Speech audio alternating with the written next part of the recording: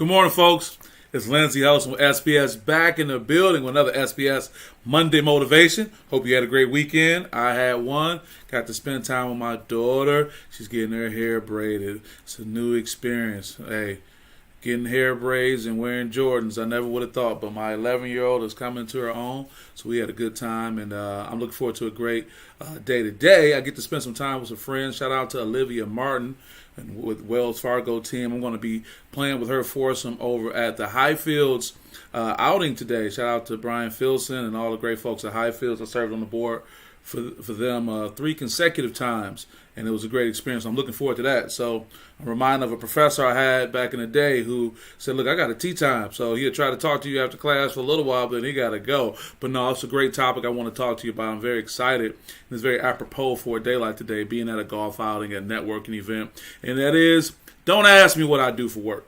Lindsay, what's going on with that? Why are you coming off like that? What do you mean? Yeah, good morning, Michelle. Congratulations to you on your first year as being a head coach of the Cody Commons, that is, for track and field. You guys are doing a wonderful job. Look forward to posting your great interview and the rest of the other interviews this week. Talking about don't ask me what I do for work, and where is this coming from? This is something that I've been thinking about over the years of my experience. And mind you, this is coming from someone who's been able to respond to that question with great confidence based on a great experience I had, and I've talked about that. But why do we ask people we've just met what they do for a living? And this comes from an article in the BBC, and it actually came out several years ago, but still very relevant. It's why do we ask people what they do for work? It was a BBC article about 2016. I thought it was very interesting. It was talking about work life. And one of the people they feature in the article is a young lady by the name of Yasamin Haji Bashi. Yasamin Haji Bashi. She is beyond impressive in her accomplishments and what she's been able to do. And this was back in 2016. She's going on to do some other things, but I'll talk about what she said in the article that's been interesting in the background. When people ask you about what you do for a living, there's a possibility it can indicate an unhealthy link between our work and our identity. And she talks about that when that question is posed to her, Yasamin says she can mention her MBA from Harvard Business School, or that she's a top executive at the Barclays Africa Group, which is a major financial organization. Again, this was some time ago. Instead, the Johannesburg-based chief data officer offers a less than detailed answer. The answer she gives is intentionally vague. Her point behind this is that she hopes to separate her work identity from who she is outside of work.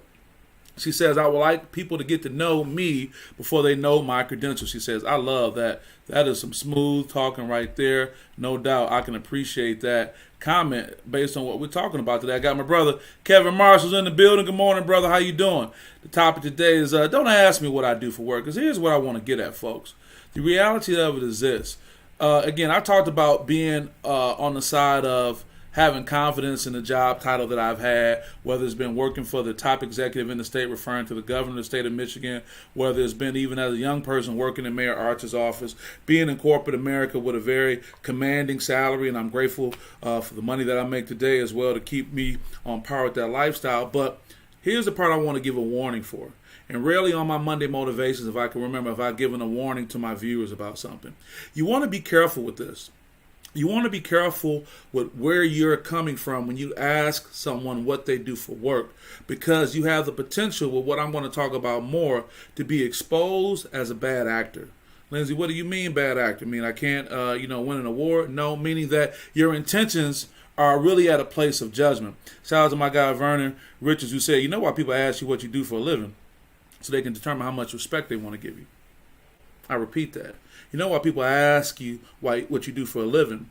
So they can determine how much respect they want to give you. Now, in the world of networking, one can argue, why I ask what you do for a living to find out how we can connect. And I know about that. I've been in the insurance business. Northwestern Mutual, outstanding experience I had there. They wanted me to lock in more. They felt with my skill set and my Rolodex, I could be wealthy. And I'll be honest, if I would have stayed with that organization some 10 years ago, I'm sure I would be a multimillionaire at this point by following their rules of engagement and what happens. But that's not what I was on the path for. So what I'm saying more about this is that in this day and age when mental health is so real, and shout out to the Detroit Wayne Integrated Health Network, when you can be made to feel that you're being judged based on someone and how they approach you. Now, sometimes it can be extremely innocent.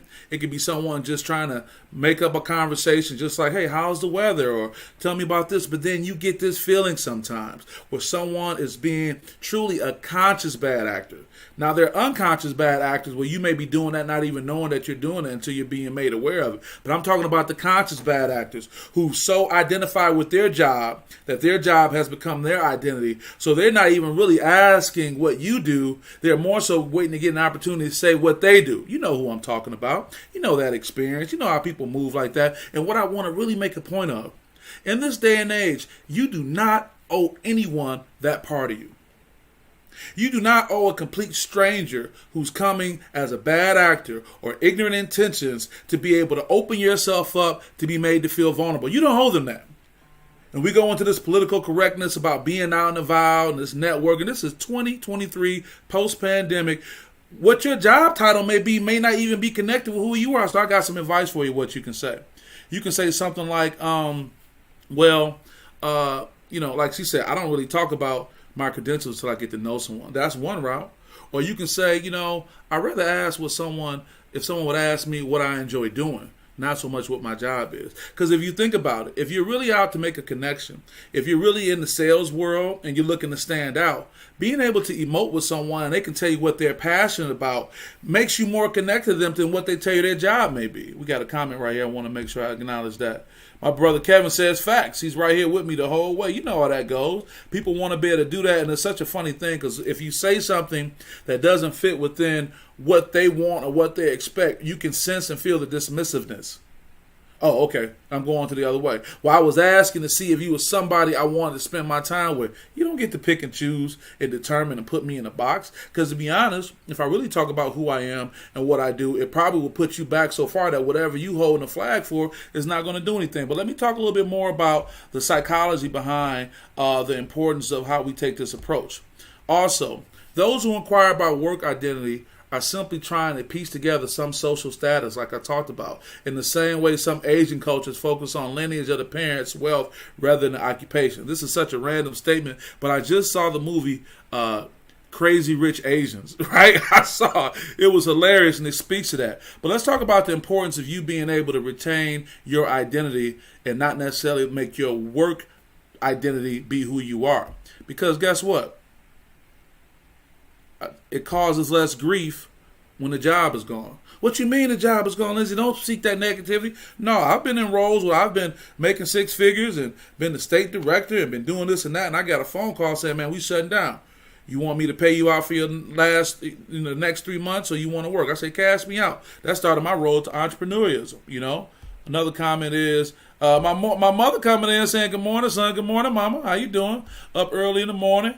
Getting it in, telling this story. You know about these experiences I've shared with you. Also, too, this helps people feel more respected even when they're away from a powerful job. See, you may have a job that has people that respond to you a certain way because of your title and who you are, but you want to be able to gain respect outside of that. Are people just responding to you that way because of your title? That's a really empty existence. Also, the inability to separate yourself from a job identity can negatively affect your well-being. You're so caught up in this job. The job is where you go and where you work, and you may love it. You may be very passionate about it. You may have put so much work in to create that, but the other part of it, that may not be truly who you are. That may not be truly who you want to be defined as. In this day and age, why would we define ourselves as such? I want to give a special shout out to this young lady right here, Lindsay Green, Free Press restaurant critic who won the James Beard Award as an emerging voice. Now, she talks about her role winning award as a food critic, a prestigious award. But she was originally into fashion and wrote about fashion all the time. But she knew that that's not where she was and who she wanted to be. So imagine someone connecting with her and saying, well, tell me what you do. Well, I'm a fashion writer. And they want to go all off into that. But that's not really her passion and who she really wants to express herself to be. And then also, too, it's really none of your business what I do. It's really none of your business if you think about it. I do not owe you, nor am I obligated to give of myself these personal things to me. As a young lady said earlier, you know what? I want to get to know you first before I tell you what I do. And I think we have to know that we have the ability to be empowered to address things like that. Lindsay also goes on to say, but if I'm honest, food is where my heart has always been. Your work may not be where your heart is right now. And that may not be who you want to connect and identify with. But these jobs and these titles get us to do that. And in most cases, it's these people who are so bold, whether they are conscious or unconscious bad actors, to walk up to you. So the next time somebody walks up to you and say, what do you do for work? You can be vague. I say, I really try to help people as most I can. And if they want to pry some more, I say, that's when you can say, well, I really don't get into my credentials until I get to know someone. Now, these are questions they're asking.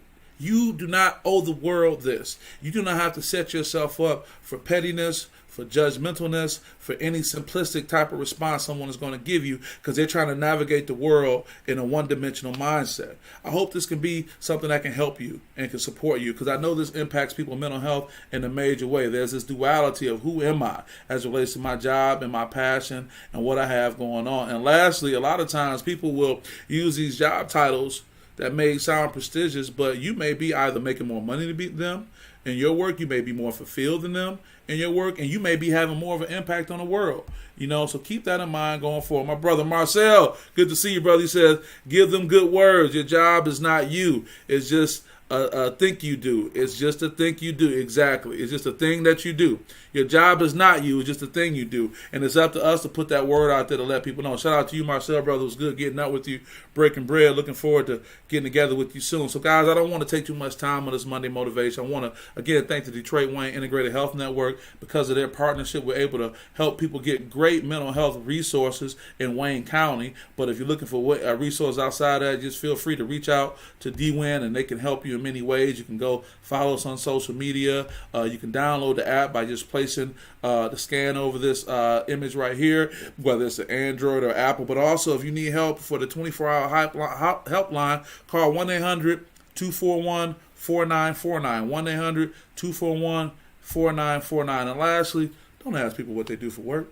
Ask them what they enjoy doing. If you really genuinely want to connect with someone, you really genuinely want to be a part of what they're talking about. But if you're a bad actor out here, you'll get exposed, and that's on you. So with that being said, Lindsay Hustle with SPS, got to get out here and hit this tea time, man. Go look forward to having a great day playing. And I just want to thank you guys for your support. Hey, life is great, but it's also what you make of it. See you next time. Peace.